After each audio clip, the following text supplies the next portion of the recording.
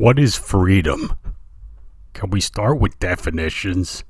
Can we start from square one? We all have a personal conception of freedom.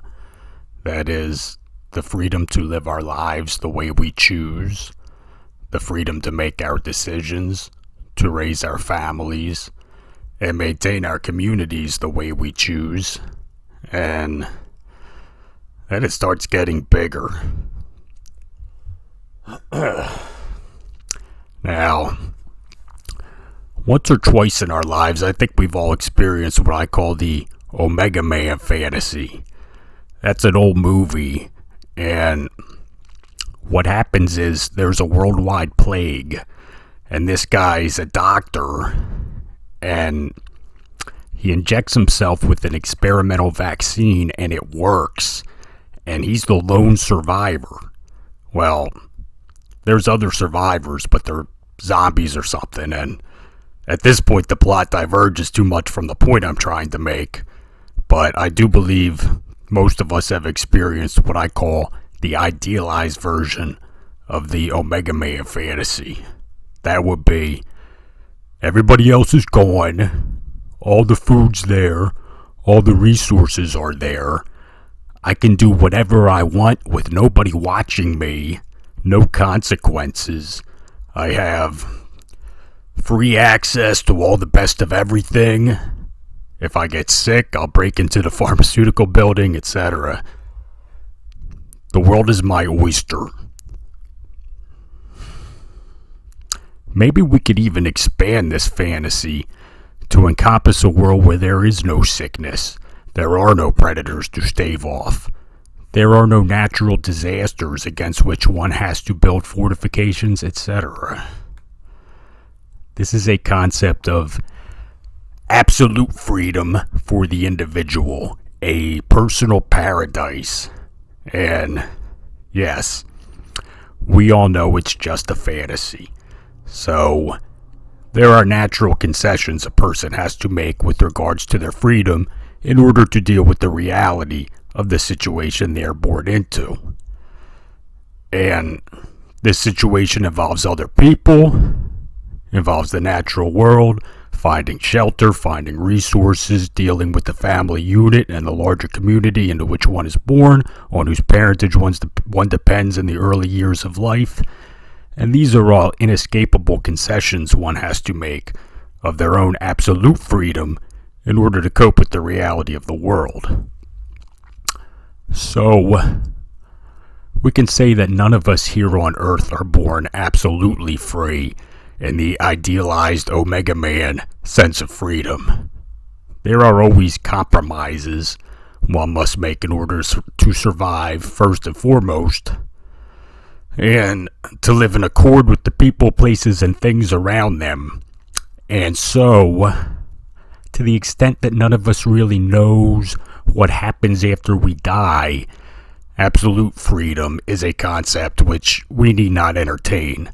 As far as we know, it doesn't exist. So, every time we speak of the word freedom, at least as it pertains to the individual, we're speaking of freedom with caveats. The freedom of the individual is always necessarily limited by the reality of the world with which they engage. Now, let's draw a distinction between those external factors which limit the freedom of the individual human being. They come in three types that I can see. Those would be the forces of nature, the animal kingdom, and other human beings. In the case of the first, there's little we can do to stop it. And for the time being, I'll set aside the present issue of human-induced climate change, which is a touchy subject and it's going to veer us off course. In the case of the first, there's little an individual in a state of nature can do to stop it. The rains will come, the hurricanes, the floods, the earthquakes, the tornadoes, the wind, the cold, the heat, the humidity, the droughts. And all we can do is build fortifications, plan ahead for times of hardship, or perhaps pray for rain as tribal peoples have done throughout the world, or else move to some other location in the eternal search for greener pastures. The limitations the forces of nature impose on the freedom of the individual I would describe as absolutes. Next we turn to the animal kingdom, and this is a factor in which the individual has some, shall we say, freedom to negotiate. Certain species, human beings hung as prey, and we could say that in their ability to conquer and kill said species, whether as in individuals or in tribes, we could say that human beings interact with said species in a state of absolute freedom, much as nature interacts with us. We are free to impose our will on them. Other species hunt humans, but it's not fair to say that these species interact with humans in a state of absolute freedom, insofar as humankind has developed a mental capacity surpassing all other species. It can find ways to deal with its own predators, whether by developing tools, ganging up on them, or being cognizant of the areas inhabited by said species and avoiding them. But the need to coexist with such predators, insofar as eradicating them could pose a threat to the balance of the ecosystem, does pose certain limits on the freedom of the individual. As a further subset of the predatory class of animals, we have our parasites, our pests, our pathogens. A lot of alliteration there. And this is an insidious sort of predation, but again, there are ways of dealing with it, whether by medicine, pest control, or vaccination. But this too is an external factor in the animal kingdom with which we must negotiate. Finally, there are species with which individuals have entered into what is known in biology as symbiotic relationships. These are our pets, our dogs and cats, our horses, livestock. These are all situations in which humans have offered another species the promise of food and shelter and all the accoutrements that come with knowing a human in exchange for their labor, or specifically in a case of cats, merely their company. Those species which humans find it necessary to engage in order to pursue this relationship, I would not put in the class of the symbiotic. Rather, I would say that human beings have exercised absolute freedom over said species, not unlike the freedom exercised over our prey. This brings us to the final, and certainly the most complicated external factor limiting the freedom of the individual, and that is the existence of other human beings. Alone among these things which limit us, force us into compromise, we find one entity, our own species, which we must encounter as an equal. There are broad physical variations in the makeup of the human species. Some are smaller and weaker, some are bigger and stronger, which might permit individuals in the latter category to take dominion over those in the former. But encountering another individual, one cannot determine the skills, brain power, lessons learned from experience, which might be used to counter any effort at dominion. Long way of saying you can't judge a book by its cover. If you do so, you might run the risk of compromising your own freedom for the sake of one you've underestimated. So we're all on equal footing, at least at first, as we encounter our fellow Homo sapiens. And here, of course, is where our definition of freedom, heretofore defined so clearly in its idealized form and in its realistic limitations, becomes cloudy.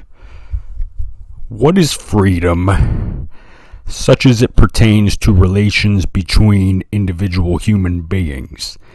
This is a question which remains unresolved up to the present moment. Indeed, much of our collective effort at self-organization, government philosophy, the quest for the best way of living, has unfolded as a long and rocky process of attempting to address this very question. Now, forgive me if I start from beginnings. I know a lot of people came before me and devoted their whole lives to answering this question, but a person can be forgiven for attempting to take a step back. Look at the situation they've inherited by way of their time and place and birth, and wonder if the need remains to address these rudimentary questions.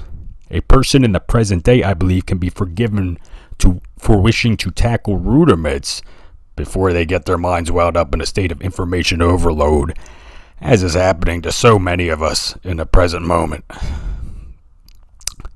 How do I get back to... Okay. How do I define my freedom as it pertains to my fellow humans?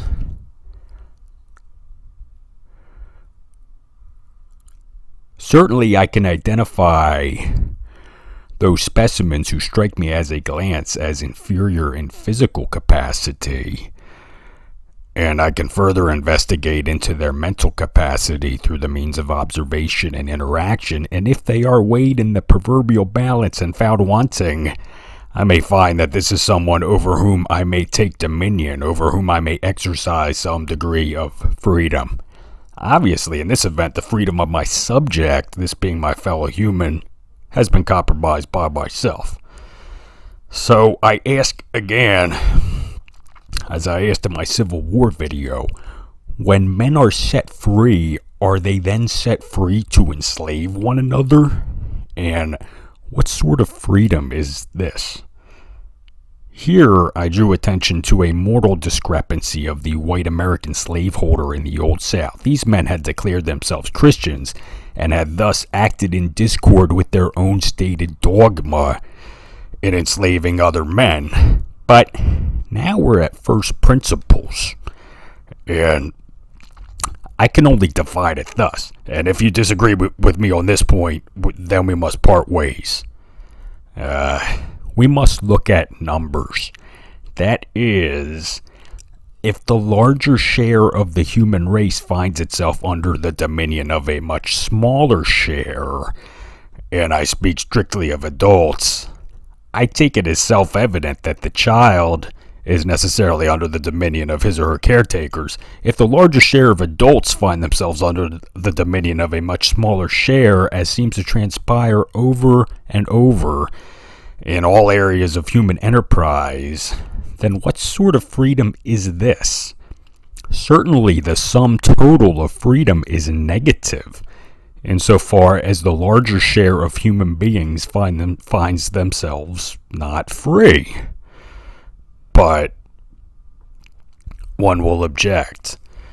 This is man as he finds himself in a natural state. It is only natural that some should take dominion over others, as man is an animal himself and so subject to the natural hierarchical stratifications which occur throughout the animal kingdom.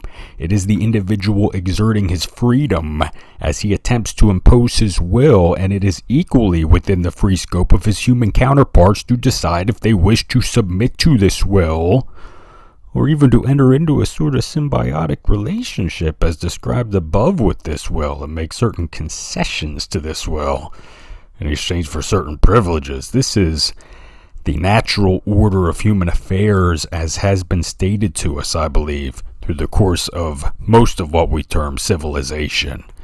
Now, I'm going to have to engage some of the science and some of the philosophy which has been advanced over the years in support of this state of affairs, and feel free to skip over this section if this stuff bores you, but I do find it necessary to engage this material.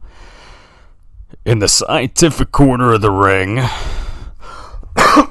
excuse me, you will find reference made time and time again to something called the Pareto distribution. It sounds intimidating, but I'm going to break it down for you. Wikipedia. Where am I at? Okay. Wikipedia gives us this. The Pareto distribution, named after the Italian civil engineer, economist, and sociologist Vilfredo Pareto, is a parallel probability distribution that is used in description of social, scientific, geophysical, actuarial, and many other types of observable phenomena. Originally applied to describing the distribution of wealth in a society, fitting the trend that a large portion of wealth is held by a small fraction of the population. The Pareto distribution has colloquially become known and referred to as the Pareto principle or the 80-20 rule, and is sometimes called the Matthew principle, this being the infamous observation that the rich get richer and the poor get poorer. This rule states that, for example, 80% of the wealth of a society is held by 20% of its population. Okay. Get back to... Okay. It's called the 80-20 law. Originally, as stated, it was used to describe the observation witnessed in societies all over the world in which 20% of the people seem to be in possession of 80% of the wealth. Later on, it was found to have applications, as do many of these mathematical formulae, the famous golden ratio being one, to all types of other phenomena, again from Wikipedia. The Pareto distribution. If I could find it. Okay, here we are. This distribution is not limited to describing wealth or income, but to many situations in which an equilibrium is found in the distribution of the small to the large. The following examples are sometimes seen as approximately Pareto distributed. The sizes of human settlements: few cities, many hamlets, villages. File size distribution of internet traffic, which uses the TCP protocol: many smaller files, few larger ones. Hard disk drive error rates: clusters of Bose-Einstein condensate near absolute zero. Values of oil reserves and oil fields: a few large fields, many small fields. The general distribution in jobs assigned to supercomputers: a few large ones, many small ones. The standardized price returns on individual stocks. Sizes of sand particles, sizes of meteorites. Male dating success on Tinder: 80% of females compete for the 20% most attractive males. Severity of large casualty losses for certain lines of business, such as general liability, commercial auto, and workers' compensation.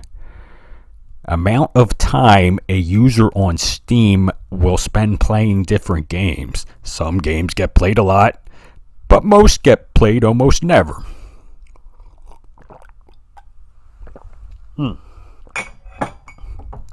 So, all types of applications. Turn to my thing. There's also something called Zipf's law, with which the 80-20 law interrelates. And this is interesting. Even if it's a sidetrack, it's interesting. This law states that any given text, including this one, if it were subject to analysis, and this shit's been studied exhaustively and proven, in any given text, the first most frequently used word will appear precisely twice as often as the second most frequently used word, 3 times as often as a third, 4 times as often as a fourth, etc., etc., etc., etc. It's interesting stuff. These mathematical principles seem to be sewn into the very fabric of nature and the very fabric of our thoughts. It's interesting stuff, and it makes us all feel interconnected in a sense, under the yoke of a universe, a God, which seems to speak the language of mathematics. Now, I'm going to show you how the Pareto distribution breaks down as a justification for human affairs, at least human affairs in the wake of Mr. Pareto's work, and we could define it as a sort of implosion. A human being discovered the Pareto distribution. Human beings who are, as we now are consciously aware of the 80-20 law, are capable of consciously acting in a manner which defies the 80-20 law. A human being, if they so chose, could consciously produce a text which defies Zipf's law. That is, you might subject these words in their sum total to analysis and find that they accord with Zipf's law. But that can happen only insofar, I can use the word, I think insofar is going to be one of my top words in Zipf's law. I think I've already used it about a dozen times. Insofar as I have set my sights on other objectives and have not consciously aspired to produce a text where, for instance, I use every word in equal distribution. Simply put, mathematical laws cannot be applied to voluntary human behaviors insofar. Oh, Jesus. Insofar as humans themselves have discovered said laws and are thus capable of acting in conscious defiance of said laws. I don't know if anybody's pointed this out before, but I guarantee you someone's thought it, and I'm looking out for you guys. So, we've established that the mathematical law is not a sound basis for describing human behaviors, whether or not it's proper of us to act in conscious accord with the 80-20 law is something we're going to have to get into. But first, let us turn our attention to some of the philosophical justifications that have been put forth in defense of the power relations which exist in society, in defense of this situation in which the sum total of freedom is negative. Well, we'll start with evolution. Excuse me. We'll start with evolution. We could start anywhere, but I think it's relevant of us to address those ideas which prevail in the popular bloodstream to this day. I don't need to tell you about natural selection, you know already. I don't need to tell you about survival of the fittest, you know all about that. This stuff's been observed and confirmed all throughout the natural world. And similarly to how the Pareto distribution began with wealth distribution and was found to be applicable to a wide range of phenomena, so evolution, beginning with the independent observations of two contemporary geniuses, Charles Darwin and Alfred Russel Wallace. Side note, two guys came up with calculus independently of one another at the same time, too. Great minds indeed think alike. So evolution was found to be applicable to a wide range of phenomena, and at the present moment has even been introduced into the field of cosmology, that is, the study of the universe, in a hypothesis that we exist in a multiverse in which competing universes advance to the forefront through the same process of natural selection which we observe in plants and animals. This theory was originally put forth by Dr. Lee Smolin. Okay, physicist. Now, let's turn our attention to some of those thinkers who I hold in somewhat lesser regard. Yes, we're talking about those people who would apply the principles of natural selection to human social behaviors. And yes, I think you know where this is going. I begin with Herbert Spencer, a contemporary of Darwin's and the founder of what is known as social Darwinism. Incidentally, it was he who coined the term survival of the fittest. Wikipedia says, according to Spencer, the endpoint of the evolutionary process would be the creation of the perfect man in the perfect society, with human beings becoming completely adapted to social life, as predicted in Spencer's first book. The chief difference between Spencer's earlier and later conceptions of this process was the evolutionary timescale involved, the psychological and hence also the moral constitution which had been bequeathed to the present generation by our ancestors, and which in turn would hand on to future generations, was in the process of gradual adaptation to the requirements of living in society. For example, Aggression was a survival instinct which had been necessary in the primitive conditions of life, but was maladaptive in advanced societies. Because human instincts had a specific location in strands of brain tissue, they were subject to Lamarckian mechanisms of use inheritance, so that gradual modifications could be transmitted to future generations. Over the course of many generations, the evolutionary process would ensure that human beings would become less aggressive and increasingly altruistic, leading eventually to a perfect society in which no one would cause another person pain. So far, so good. We continue. However, for evolution to produce the perfect individual, it was necessary for present and future generations to experience the natural consequences of their conduct. Only in this way would individuals have incentives to work on self-improvement and thus to hand an improved moral constitution to their descendants. Hence, anything that interfered with the natural relationship of conduct and consequence was to be resisted. And this included the use of coercive power of the state to relieve poverty, to provide public education, or to require compulsory vaccination. Although charitable giving was to be encouraged, even if it had to be limited by the consideration that suffering was frequently the result of individuals receiving the consequences of their actions. Hence, too much individual benevolence directed to the undeserving poor would break the link between conduct and consequence that Spencer considered fundamental to ensuring that humanity continued to evolve to a higher level of development.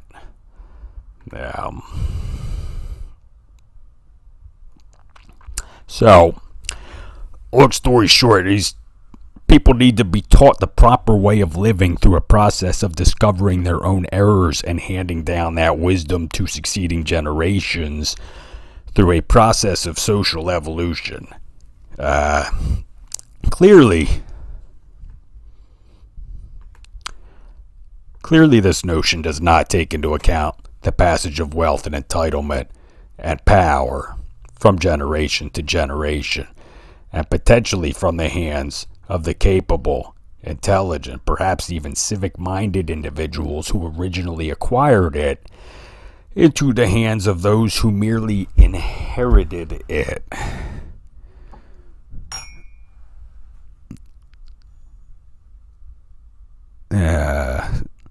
Into the hands of those who merely inherited it, who may potentially not be so capable, intelligent, or civic-minded. Nor does it take into account the passage of poverty and disenfranchisement and enslavement from generation to generation from the hands of those who may or may not have made their own bed into the hands of those potentially capable, intelligent, civic-minded individuals who merely inherited it and apparently must be taught the error of their ways. You want to talk about inherited traits? There's so much blatantly wrong with this theory that I can't believe I just wasted a paragraph on it. Now, I'm going to skip over Nietzsche for the time being, who I consider ahead of the game in a lot of respects. We will discuss the ideas put forth in the 20th century by Ms. Ayn Rand, the novelist and philosopher. Wikipedia gives us on Ayn Rand. Rand called her philosophy objectivism, and you'll notice a pattern with these people. They like to create isms. Kind of seems like they want to control you, don't it? Called her philosophy objectivism, describing its essence as the concept of man as a heroic being, with his own happiness as the moral purpose of his life, with productive achievement as his noblest activity, and reason as his only absolute. She considered objectivism a systematic philosophy and laid out positions on metaphysics, epistemology, ethics, political philosophy, and aesthetics, and we will focus on her ethics and political philosophy. In ethics, excuse me. In ethics, Rand argued for rational and ethical egoism, rational self-interest, as the guiding moral principle. She said the individual should exist for his own sake, neither sacrificing himself nor sacrificing others to himself. She referred to egoism as the virtue of selfishness in her book of that title, in which she presented her solution to the is-ought problem by describing the meta-ethical theory that based morality and the needs of man's survival qua man. I apologize if my Latin is not up to snuff. I'm just trying to put this content out there in a timely fashion. Not a time to learn Latin. Man's survival qua man. She condemns ethical altruism as incompatible with the requirements of human life and happiness, and held that the inflation of force was evil. The initiation of force was evil and irrational, writing in Atlas Shrugged that force and mind are opposites. Rand's political philosophy emphasized individual rights, including property rights, and she considered laissez-faire capitalism the only moral social system, because in her view it was the only system based on the protection of those rights. She opposed statism, which she understood to include theocracy, absolute monarchy, Nazism, fascism, communism, democratic socialism, and dictatorship. Rand believed that natural rights should be enforced by a constitutionally limited government. Although her political views are often classified as conservative or libertarian, she preferred the term radical for capitalism. She worked with conservatives on political projects, but disagreed with them over issues such as religion and ethics. She denounced libertarianism, which she associated with anarchism. She rejected anarchism as a naive theory based in subjectivism, which could only lead to collectivism in practice. Okay, a lot of isms in there, and we get the gist of it. Well, this gives us a little more to work with than the ideas of Mr. Spencer. And certainly, dare I say, we see an evolution at work. Ms. Rand was noted for her allegedly arrogant demeanor and her supposedly pompous manner of promoting her philosophy as the one true way of living for all time. And also perhaps not giving credit to some of the thinkers who inspired her. But I believe I made clear in my last video that I am a fan of strong women, so I will engage these ideas. But first, we turn to the philosopher, actually a philologist by trade, Friedrich Nietzsche, and I believe we encounter a wholly different animal. Mr. Nietzsche never laid forth any sort of definitive philosophy. He never aspired to create an ism. And in much of his later philosophy, he turned to the use of the aphorism or short paragraph to advance his thoughts, though it's not clear to me whether this was a conscious decision or a symptom of what revealed itself to be his deteriorating mental health as he entered midlife. We got to excuse these people for going nuts. They didn't have all the pharmaceuticals we have today. Nietzsche spoke of the death of God, and as such he referred to the ascent of scientism, not necessarily science, but rather the atheistic philosophy which accompanied the ascent of science in the minds of men. I attempted in a rushed fashion before work to articulate what took place here in a video I titled On Belief. As human beings in the Renaissance era of Europe began to investigate nature and develop the scientific method, they came across many discoveries which directly contradicted stated church dogma, the apotheosis of which could said to be the discovery that the earth indeed revolved around the sun, and not the other way around. The Church leaders weren't so happy about this, understandably, a threat to their power and a perceived threat to the entire social structure, and consequently they tended to persecute the scientists. At the time they were called natural philosophers. In this process, guys got pissed off and kind of said, you know what, to hell with religion. They were trying to tell the truth. The church had as its whole basis a dogma of truth-telling manifested in the sacrament of confession, and the church was full of shit. So, there's your historical backdrop to what Nietzsche rather bluntly referred to as the death of God. From Wikipedia. Nietzsche claimed that the death of God would eventually lead to the loss of any universal perspective on things, and along with any coherent sense of objective truth. Nietzsche himself rejected the idea of objective reality, arguing that knowledge is contingent and conditional relative to various fluid perspectives or interests. This leads to constant reassessment of rules, i.e. those of philosophy, the scientific method, etc., according to the circumstances of individual perspectives. This view has acquired the name perspectivism, but I'll remind you, this was not a coinage of Nietzsche. This man was not a coiner of isms. In Thus Spoke Zarathustra, Nietzsche proclaims that a table of values hangs above every great person. He points out that what is common among different peoples is the act of esteeming, of creating values, even if the values are different from one people to the next. Nietzsche asserts that what made people great was not the content of their beliefs, but the act of valuing. Thus, the values a commonality strives to articulate are not as important as the collective will to see those values come to pass.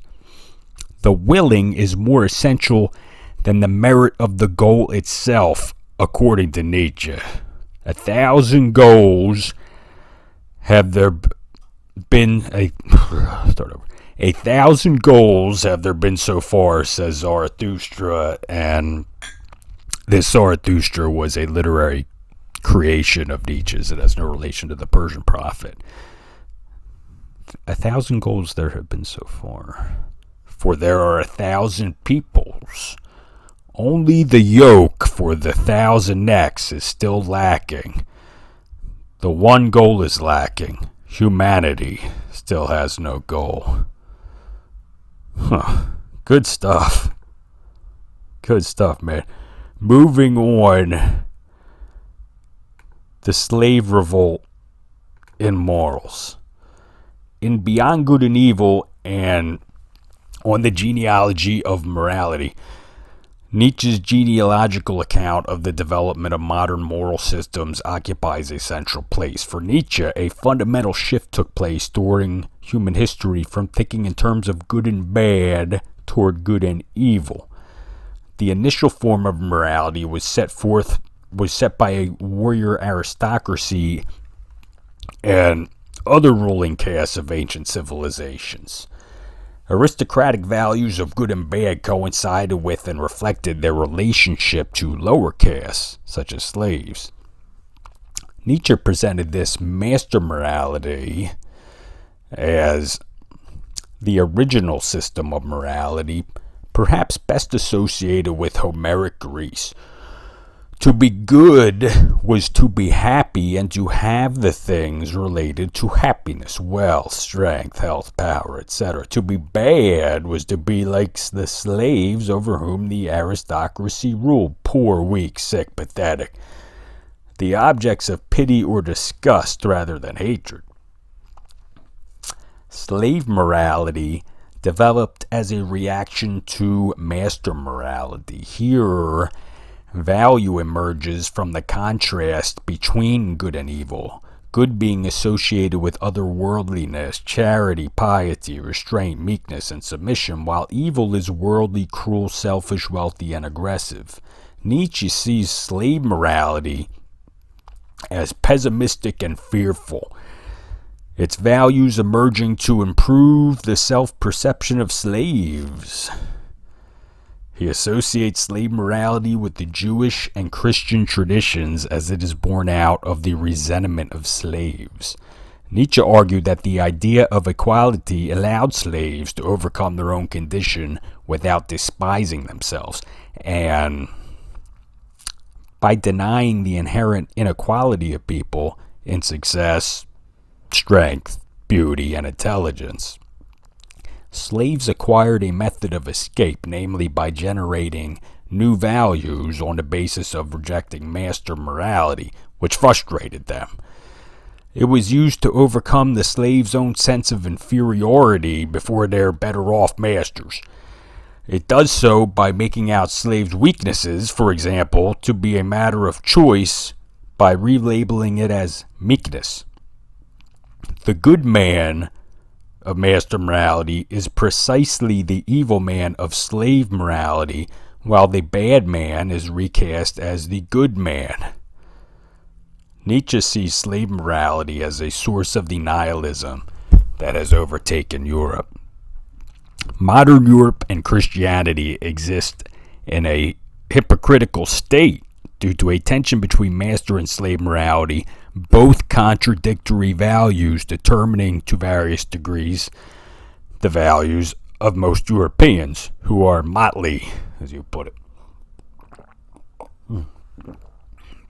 Nietzsche calls for exceptional people to no longer be ashamed in the face of a supposed morality for all, which he deems to be harmful to the flourishing of exceptional people. He cautions, however, that morality per se is not bad. It is good for the masses and should be left to them. Exceptional people, on the other hand, should follow their own inner law. A favorite motto of Nietzsche, taken from Pindar, reads, "Become what you are." And we'll stop there. First of all, it seems evident to me that Ms. Rand borrowed heavily from the ideas of Mr. Nietzsche and didn't seem overly eager to give credit where credit was due, but supposing her objectivism was, as she stated, the correct moral philosophy for all humankind, and supposing her sincerity in these sentiments, I believe she can be forgiven. Perhaps she felt she had moved on from Nietzsche. In my own reasoning capacity, I felt compelled to articulate the ideas of the ism's creators prior to the ideas of a thinker like Nietzsche, who seems to me to have been a bit ahead of the game. And so I defied chronology there. I lost myself again.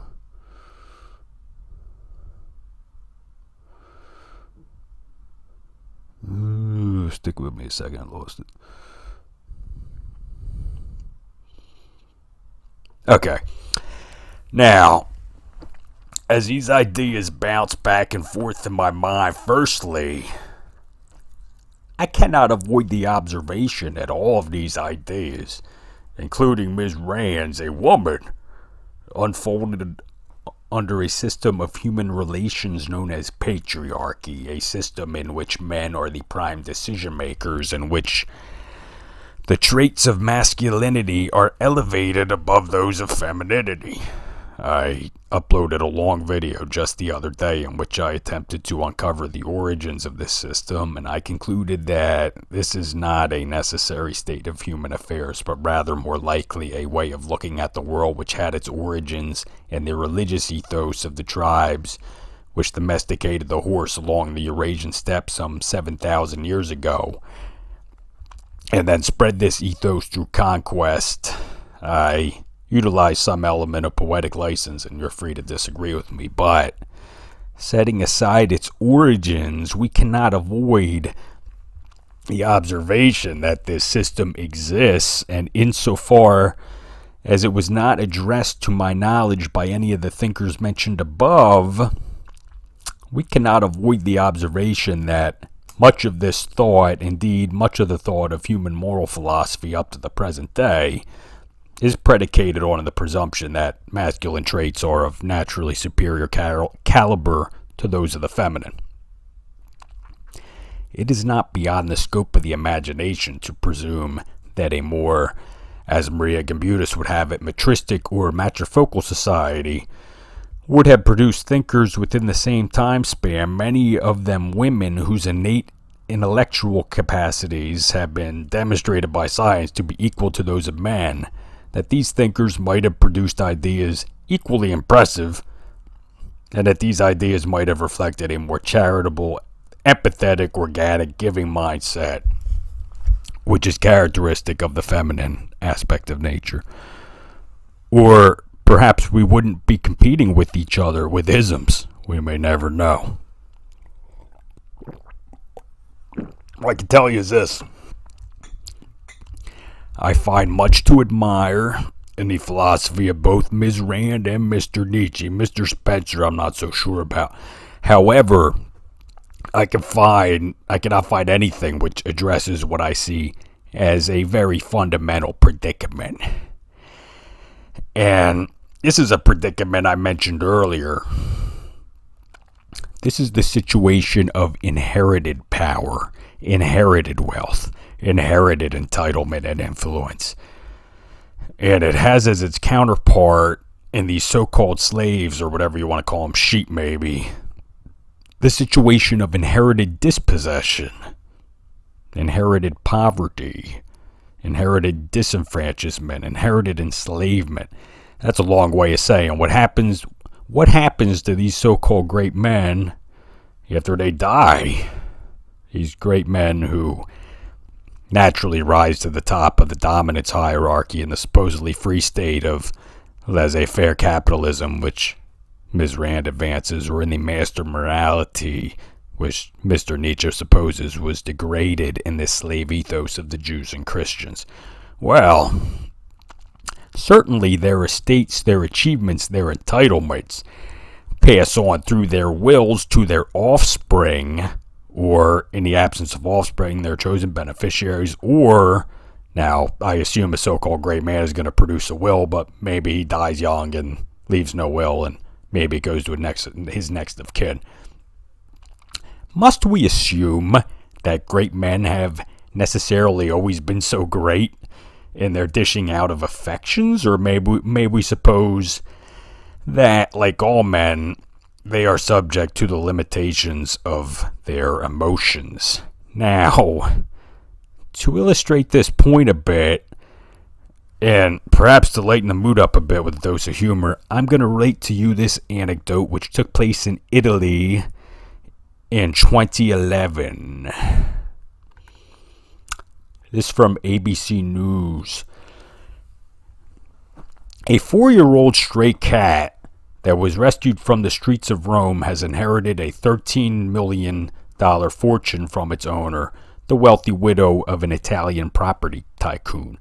Maria Assunta left the fortune to her beloved kitten, Tommaso, when she died 2 weeks ago at the age of 94. The feline's newfound riches includes cash as well as properties in Rome, Milan, and the land of Calabria. As her health began to fail 2 years ago, Assunta, who had no children, began to seek out a way to see that Tommaso was properly cared for after she died. In November 2009, she bequeathed her entire estate to the alley cat that she'd rescued. Initially, Assunta had instructed her attorneys to identify an animal welfare association or group to which to leave the estate and the commitment of looking after Tommaso, according to Daily Telegraph. Unable to find a satisfactory association to see to it that Tommaso was loved and cared for, Assunta decided to leave all her money to the cat via her nurse, Stefania, who cared for her until her dying day. Her last name has not been disclosed. Perhaps she's doesn't want to be public about her. Okay. Need I say more? Now, I want to illustrate what I take to be the counterparts of this phenomenon, which is that of inherited dispossession, or the inheritance of this so-called slave morality. And I can think off the top of my head of no better situation than the life story of Mr. Frederick Douglass, the great abolitionist and orator. And here goes.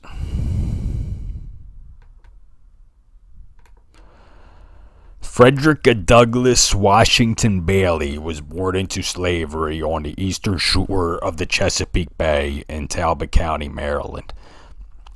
The plantation was between Hillsborough and Cordova. His birthplace was likely his grandmother's cabin east of Tapper's Corner and west of Tuckahoe Creek.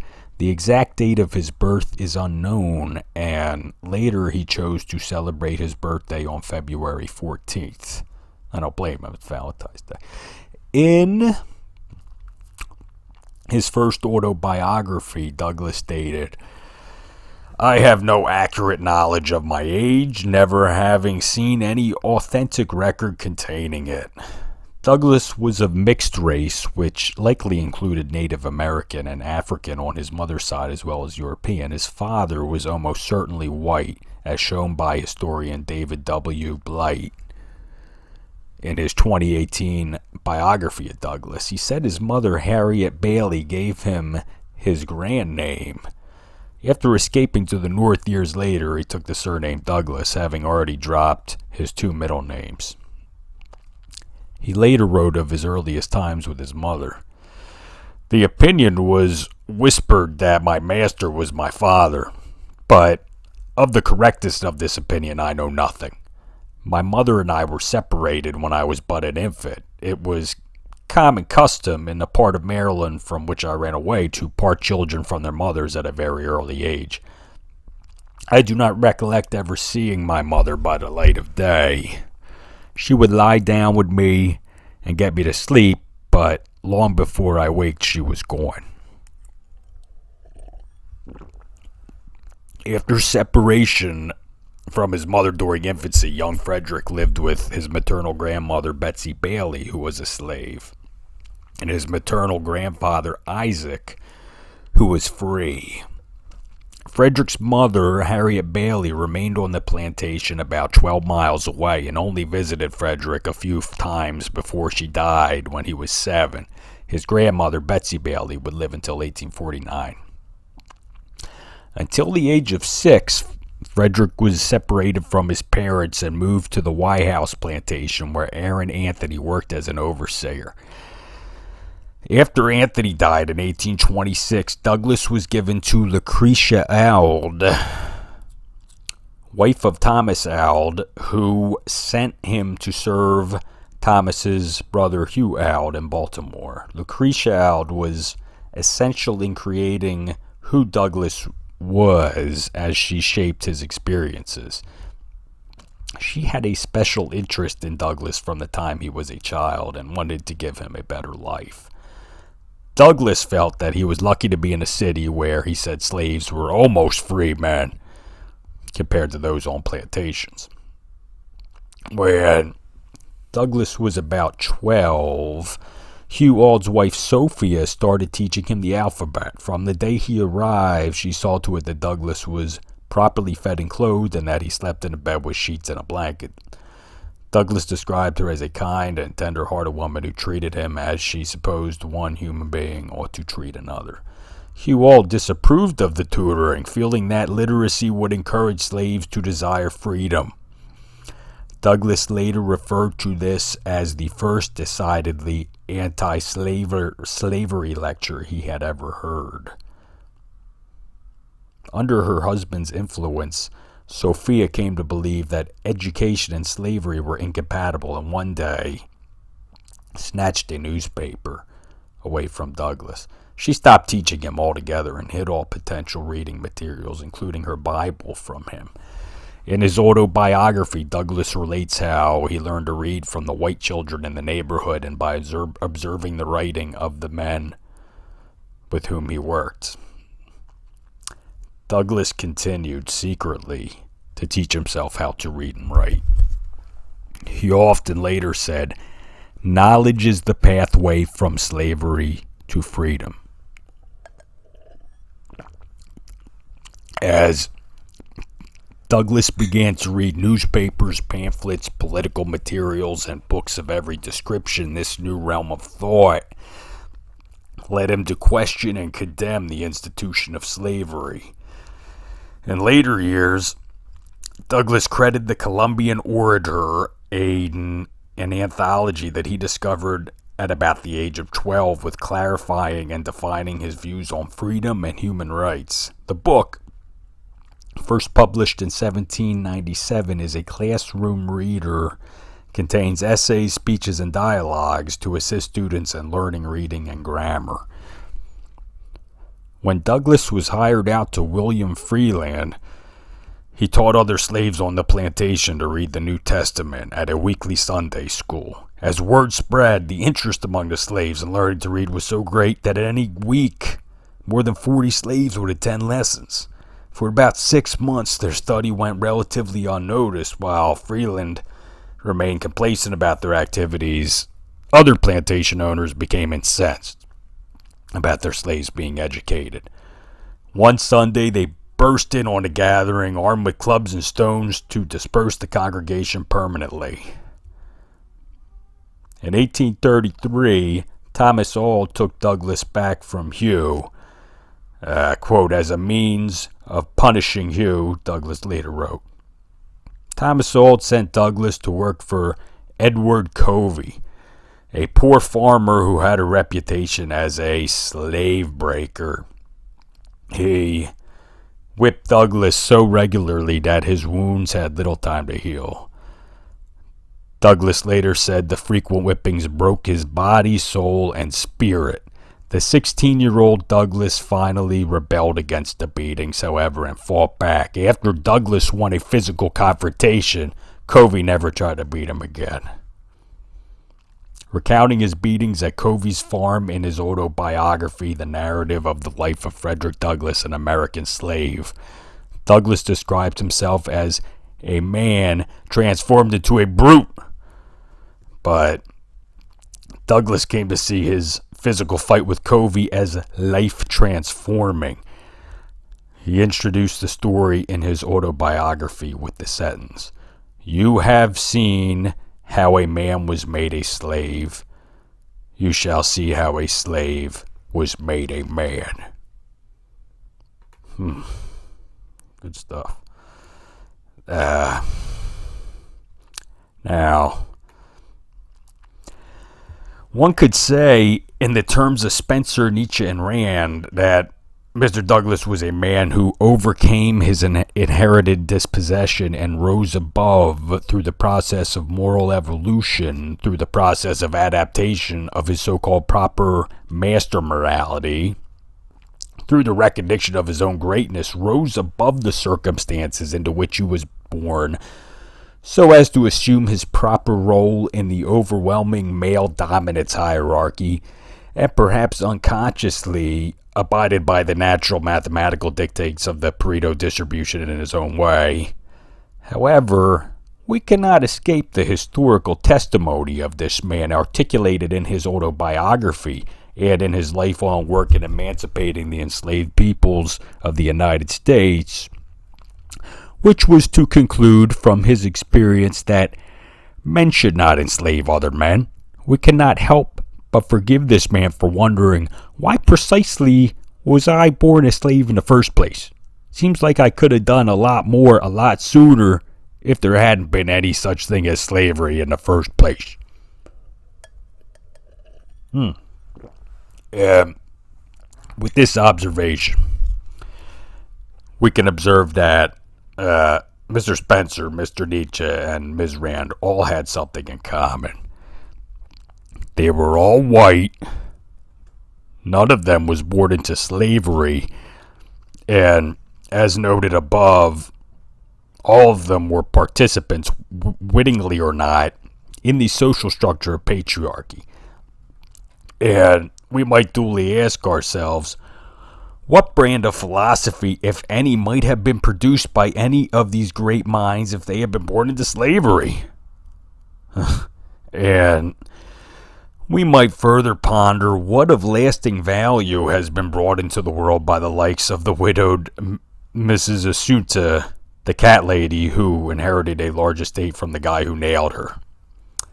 My friends, I believe we've made great progress here in some of the issues which confront us to this day, perhaps uniquely in this age, in our eternal quest for the proper moral code of living.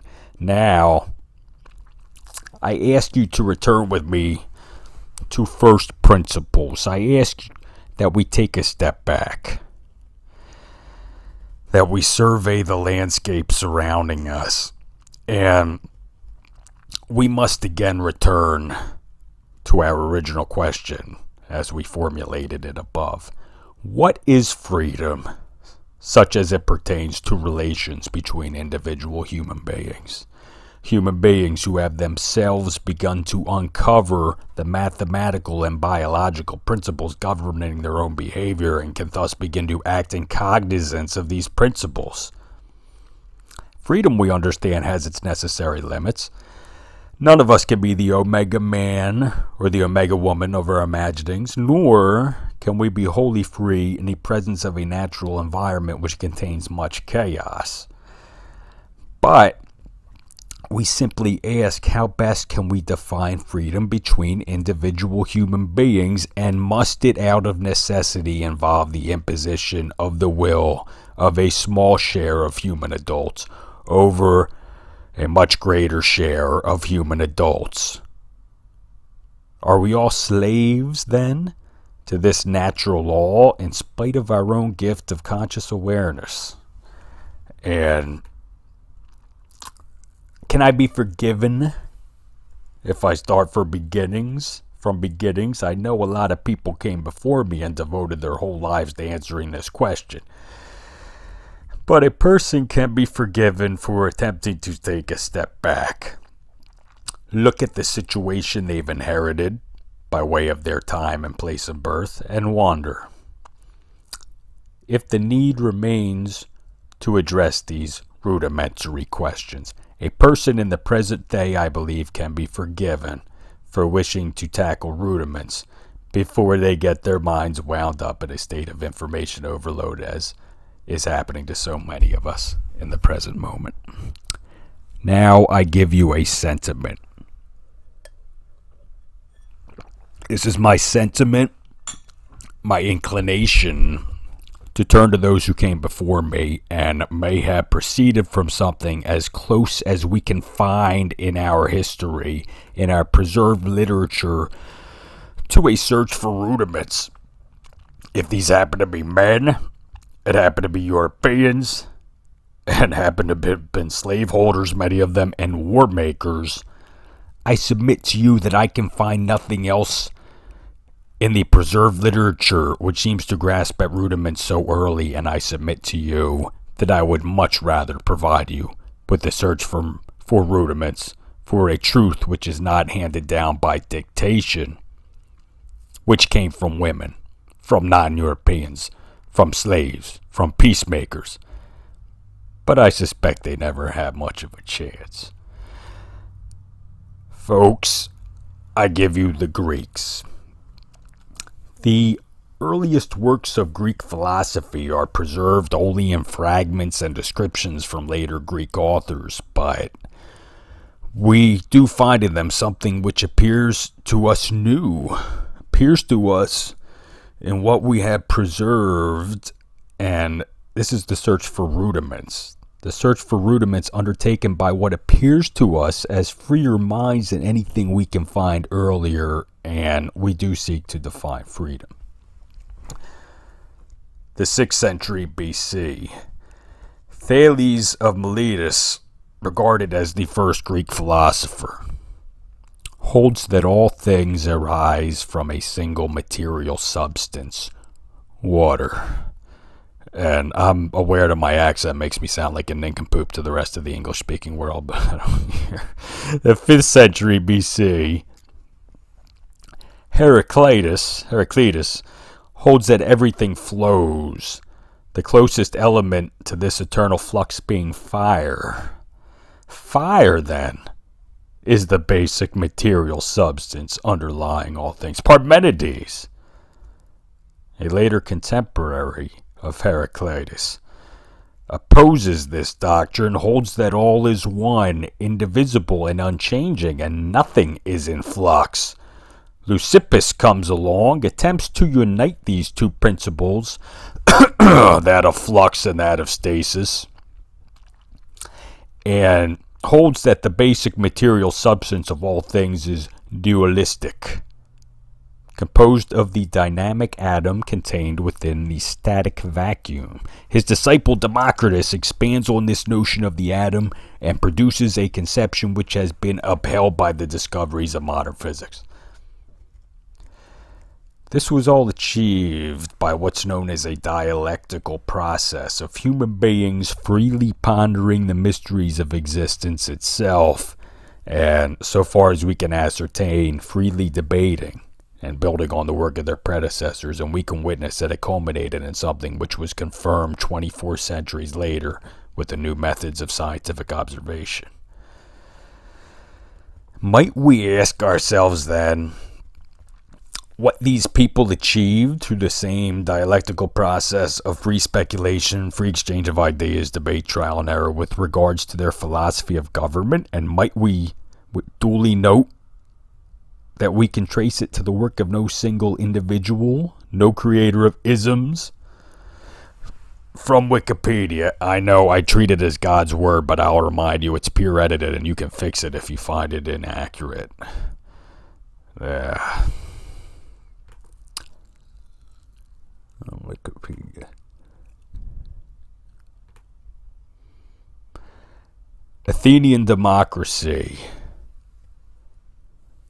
developed around the 6th century BC in the Greek city-state known as Polis of Athens, comprising the city of Athens, the surrounding territory of Attica, is one of ancient Greek democracy and is often described as the first known democracy in the world. Other Greek cities set up democracies, most following the Athenian model, but none are as well documented as Athens. Athens practiced a political system of legislation and executive bills. Participation was not open to all residents, but was instead limited to adult male citizens, i.e., not a foreign resident, a slave, or a woman, who were probably no more than 30% of the total adult population. Etymology. The word democracy combines the elements demos, which means people, and kratos, which means force or power, and thus means literally people power. In the words monarchy and oligarchy, the second element comes from archy, meaning beginning, that which comes first, and hence also first place or power, sovereignty. One might expect the term demarchy to have been adopted by analogy for the new form of government introduced by Athenian Democrats. However, the word demarchy had already been taken and meant mayoralty, the office or rank of a high municipal magistrate. In present-day use, the term demarchy has acquired a new meaning. I'm curious what that is. I don't hear too many people say that. It is unknown whether the word democracy was in existence when systems that came to be called democratic were first instituted. The word is attested in the works of Herodotus, who wrote some of the earliest surviving Greek prose, but might not have been before 440 or 430 BC. Around 460 BC, an individual is known with the name of Democritus, a name possibly coined as a gesture of democratic loyalty. History. Athens was not the only polis in ancient Greece that instituted a democratic regime. Aristotle points to other cities that adopted governments in the democratic style. However, accounts of the rise of democratic institutions are in reference to Athens, since only this city-state had sufficient historical records to speculate on the rise of Greek democracy. Before the first attempt at democratic government, Athens was ruled by a series of archons, or chief magistrates. The Areopagus, I'm going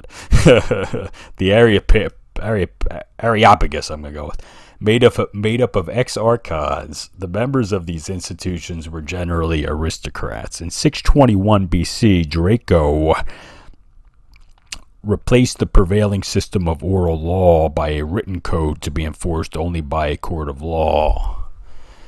In 594 BC, Solon, premier archon at the time, issued reforms that defined citizenship in a way that gave each free citizen of Attica a political function. Athenian citizens had the right to participate in assembly meetings. By granting the formerly aristocratic role to every free citizen of Athens who owned property, Solon reshaped the social framework of the city-state. Under these reforms, a council of 400 members, with 100 citizens each from each of Athens' 4 tribes, called the Boule or something, ran daily affairs and set the political agenda. The Areopagus, which formally took on this role, remained, but subsequently carried on the role of guardianship of the laws. Another major contribution to democracy was Solon's setting up of the ecclesia, or assembly, which was open to all male citizens. In 561 BC, the nascent democracy was overthrown by the tyrant Pisistratus, but was reinstated after the expulsion of his son Hippias in 510. Cleisthenes issued reforms in 508 and 507 BC that undermined the dominion of the aristocratic families and connected every Athenian to the city's rule.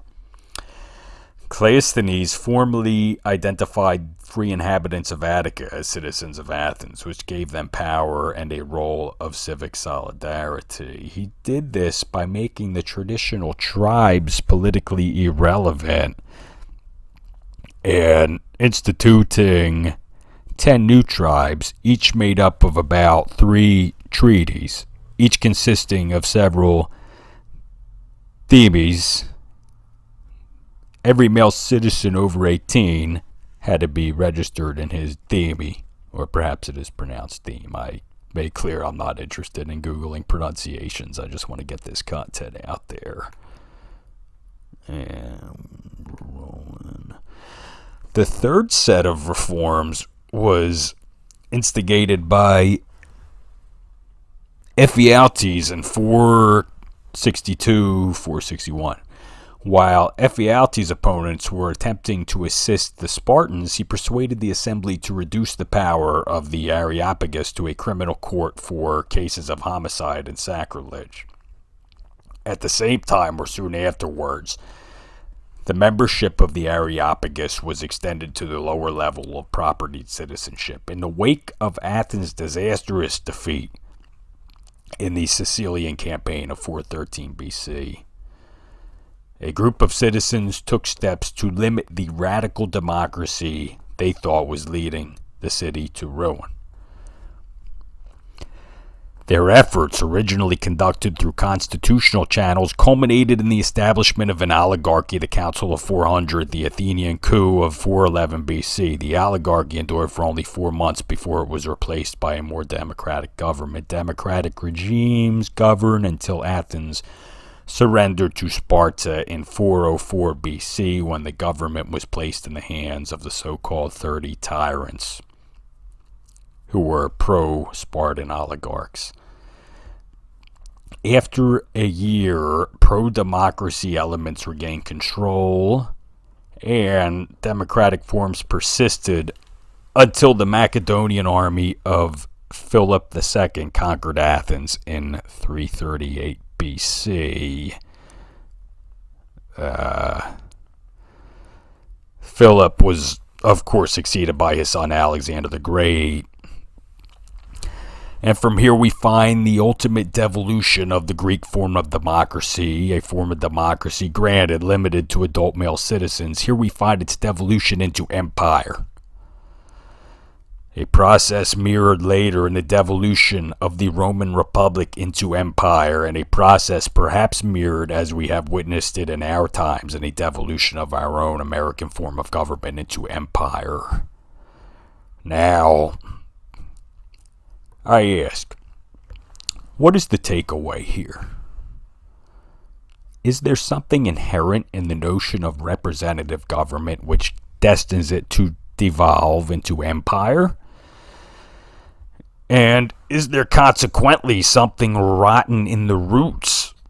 Or could we entertain the notion that there is a taint buried in these roots, a taint perhaps which has infected the roots of every form of representative government which has manifested itself on earth?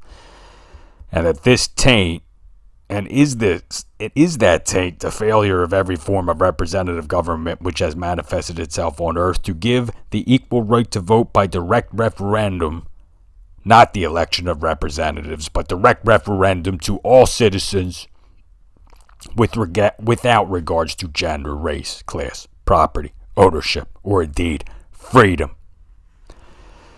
And is this very taint buried in the roots which so occupies men's minds that they seek to create empire out of it? Is it this very taint which leads men to say, we, the 20% of us or whatever, have discovered the proper way of living for all humankind, so now let us go impose our will on others?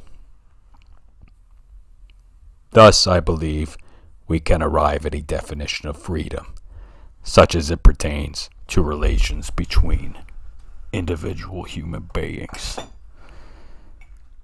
Now, I don't like to leave you hanging, so I give you the words of Pericles, the great statesman, orator, general, and limited democrat of what's known as the Golden Age of Athens in the 5th century BC. I give you the words of some rich, free, warmongering, dead white guy. And insofar as the words ring true, we can rest assured that there is better yet to come. This speech was given after the first battles of Athens' great Peloponnesian War with Sparta. Funerals after such battles were public rituals, and Pericles used the occasion to make a classic statement on the value of democracy. The above I quote from the Digital Library of Fordham University. This is the famous funeral oration of Pericles of 431 BC, recounted in the history of Thucydides.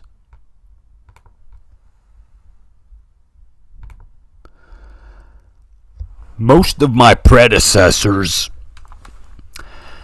in this place have commended him who made this speech part of the law, telling us that it is well that it should be delivered at the burial of those who fall in battle. For myself, I have thought that the worth which had displayed itself in deeds would be sufficiently rewarded by honors also shown by deeds, such as you now see in this funeral prepared at the people's cost. And I could have wished that the reputations of many men were not to be imperiled in the mouth of a single individual. For stand or fall, according as he spoke well or ill. For it is hard to speak properly on a subject where it is even difficult, if convince your hearers that you are speaking the truth. On the one hand, the friend who is familiar with every fact of the story may think that some point has not been set forth with that fullness which he wishes and knows it to deserve. On the other, he who is a stranger to the matter may be led by envy to suspect exaggeration if he hears anything above his own nature. For men can endure to hear others praised only so long as they can severally persuade themselves of their own ability to equal the actions recounted. When this point is passed, envy comes in, and with it incredulity. However, since our ancestors have stamped this custom with their approval, it becomes my duty to obey the law, and to try to satisfy your several wishes and opinions as best I may. I shall begin with our ancestors. It is both just and proper that they should have the honor of the first mention on an occasion like the present. They dwelt in the country without break in the succession from generation to generation, and handed down free to the present time their valor. And if our more remote ancestors deserve praise, much more do our fathers, who added to their inheritance the empire which we now possess, and spared no pains to be able to leave their acquisitions to us of the present generation.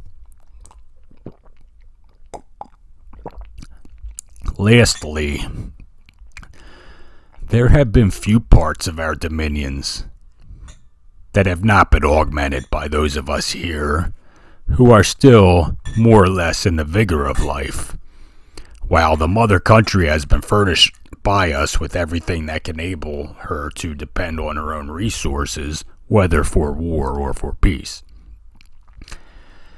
That part of our history which tells of the military achievements which gave us our several possessions, or of the ready valor with which either we or our fathers stemmed the tide of Hellenic or foreign aggression, is a theme too familiar to my hearers for me to dilate on, and I shall therefore pass it by. But what was the road by which we reached our position? What form of government under which our greatness grew? What national habits out of which it sprang? These are the questions which I may try to solve before I proceed to my panegyric upon these men, since I think this is a subject upon which, on the present occasion, a speaker may properly dwell, and to which the whole assemblage, whether citizens or foreigners, may listen with advantage. Our Constitution does not copy the laws of neighboring states.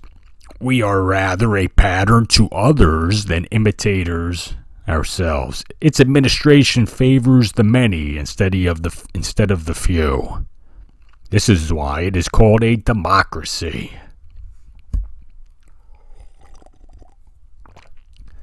If we look at the laws, they afford equal justice to all in their private differences. If no social standing, advancement in public life falls to reputation for capacity, class considerations not being allowed to interfere with merit, nor, again, does poverty bar the way. If a man is able to serve the state, he is not hindered by the obscurity of his condition. The freedom which we enjoy in our government extends also to our ordinary life. There, far from exercising a jealous surveillance over each other, we do not feel called upon to be angry with our neighbor for doing what he likes, or even to indulge in those injurious looks which cannot fail to be offensive, although they inflict no positive penalty. But all this ease in our private relations does not make us lawless as citizens. Against this fear is our chief safeguard, teaching us to obey the magistrates and the laws, particularly such as regard the protection of the injured, whether they are actually on the statute book or belong to that code which, although unwritten, yet cannot be broken without acknowledged disgrace. Further, we provide plenty of means for the mind to refresh itself from business. We celebrate games and sacrifices all year round, and the elegance of our private establishments forms a daily source of pleasure and helps to banish the spleen, while the magnitude of our city draws the produce of the world into our harbor, so that to the Athenian, the fruits of other countries are as familiar a luxury as our own. If we turn to military policy, there also we differ from our antagonists. We throw open our city to the world, and never by alien acts exclude foreigners from any property of learning or observing. Although the eyes of an enemy may occasionally profit by our liberality, trusting less in a system and policy than to the native spirit of our citizens, while in education, where our rivals from their very cradles, by a painful discipline, seek after manliness. At Athens, we live exactly as we please, and yet we are just as ready to encounter every legitimate danger. In proof of this, it may be noted that the Lacedaemonians, I believe this refers to the Spartans, do not invade our country alone, but bring with them all their confederates, while we Athenians advance unsupported in the territory of a neighbor, and fighting upon a foreign soil usually vanquish with ease men who are defending their homes. Our united force was never yet encountered by any enemy, because we have at once to attend to our marine and to dispatch our citizens by land upon 100 different services, so that wherever they engage with some such fraction of our strength, a success against a detachment is magnified into a victory over the nation, and a defeat into a reverse suffered at the hands of our entire people. And yet, if the habits not of labor, but of ease, and courage not of art, but of nature, we are still willing to encounter danger, we have the double advantage of escaping the experience of hardships in anticipation of facing them in the hour of need as fearlessly as those who are never free from them. Nor are these the only points in which our city is worthy of admiration. We cultivate refinements without extravagance, knowledge without effeminacy, wealth we employ more for use than for show, and place the real disgrace of poverty not in owning to the fact, but in declining the struggle against it. Our public men have, besides politics, their private affairs to attend to, and our ordinary citizens, though occupied with the pursuits of industry, are still fair judges of public matters. For unlike any other nation, regarding him who takes no part in these duties, not as unambitious, but as useless, we Athenians are able to judge all events, if we cannot originate, and instead of looking at them on discussion as a stumbling block in the way of action, we think of it as an indispensable preliminary to any wise action at all. Again, in our enterprise, we present the singular spectacle of daring and deliberation, each carried to the highest point, and both united in the same person. Although usually decision is the fruit of ignorance, hesitation, of reflection, but the palm of courage will surely be adjudged most justly to those who best know the difference between hardship and pleasure, and yet are never tempted to shrink from danger. In generosity, we are equally singular, acquiring our friends by conferring, not by receiving favors. Yet, of course, the doer of the favor is the firmer friend of the two, in order, by continued kindness, to keep the recipient in his debt, while the debtor feels less keenly from the very consciousness of that the return he makes will be a payment, not a free gift. And it is only the Athenians who, fearless of consequences, confer their benefits, not from calculations of expediency, but in the confidence of liberality.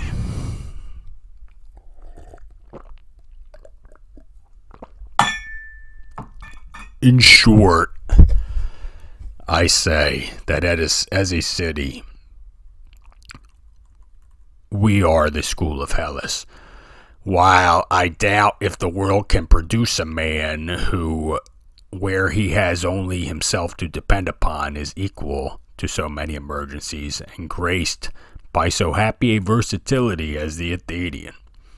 And this is no mere boast thrown out for the occasion, but plain matter of fact. The power of the state acquired by these habits proves. For Athens alone of her contemporaries is found when tested to be greater than her reputation, and alone gives no assailants to blush at the antagonist by whom they have been worsted, or to who her subjects to question her title by merit to rule. Rather, the admiration of the present and succeeding ages will be ours, since we have left our power without witness, but have shown it to mighty proofs, and far from needing a Homer for our panegyrist, or any of his craft whose verses might charm for the moment, only for the impression which they gave to melt at the touch of fact, we have forced every sea and land to be the highway of our daring.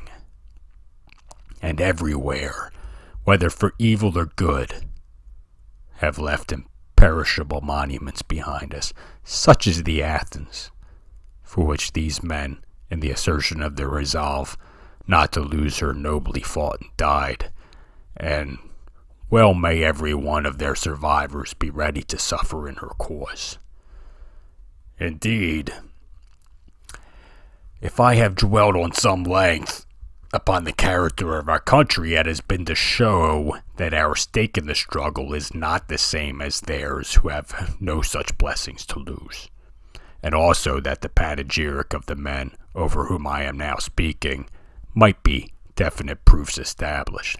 That panegyric is now in a great measure complete, for the Athens that I have celebrated is only what the heroism of these and their like have made her, men whose fame, not unlike most Hellenes, will be found only commensurate with their deserts, and if a test of worth be wanted, it is to be found in their closing scene, and this is not only in cases in which it set the final seal upon their merit, but also in those which it gave the first intimation of having any.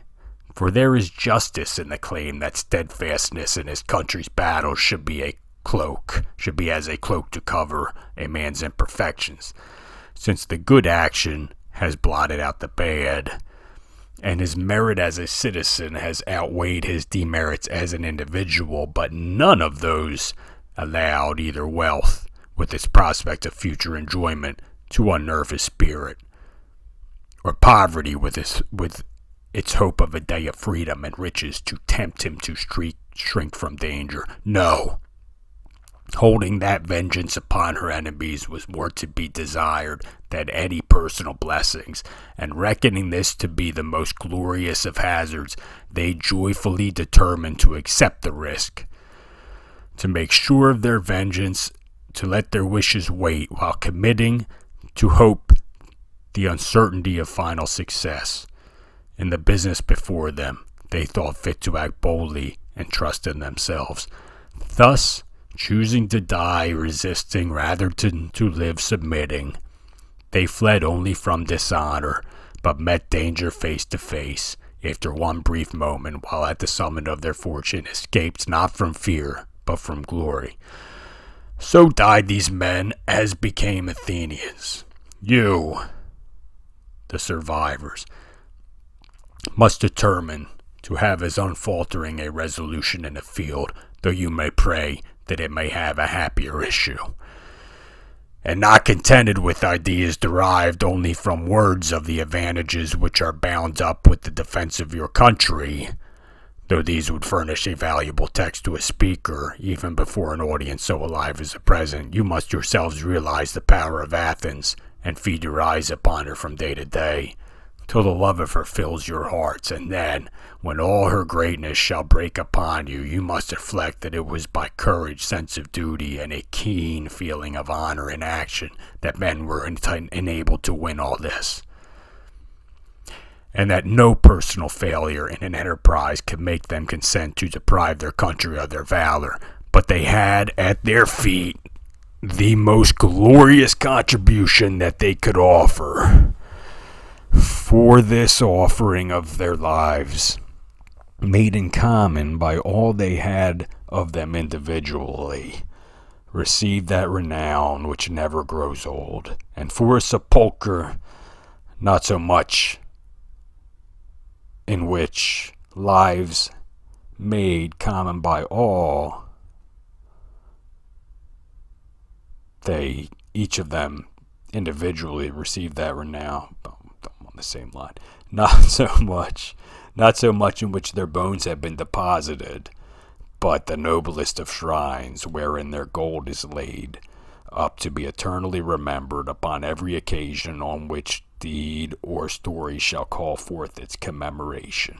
For heroes have whole earth for their tomb, and in lands far from their own, where the column with its epitaph declares it, there is enshrined in every breast a record unwritten, with no tablet to preserve it, except that of the heart.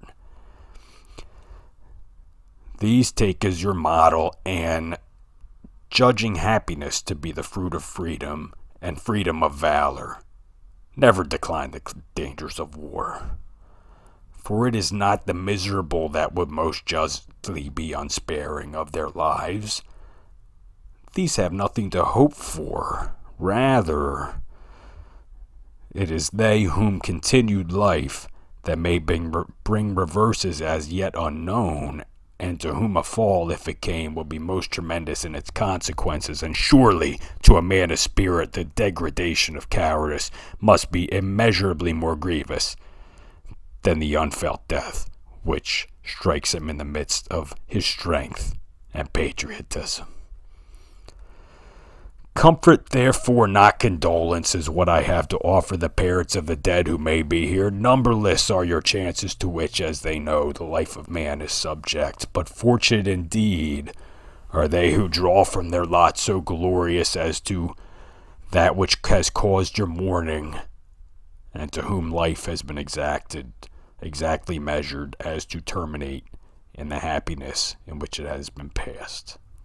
Still, I know this is a hard saying, especially when those are in question of whom you will constantly be reminded by seeing the homes of other blessings of which you once boasted, for grief is felt not so much for the want of what we have never known as for the loss of that to which we have long been accustomed. Yet, you who are still of an age to beget children must bear open the hope of having others in their stead.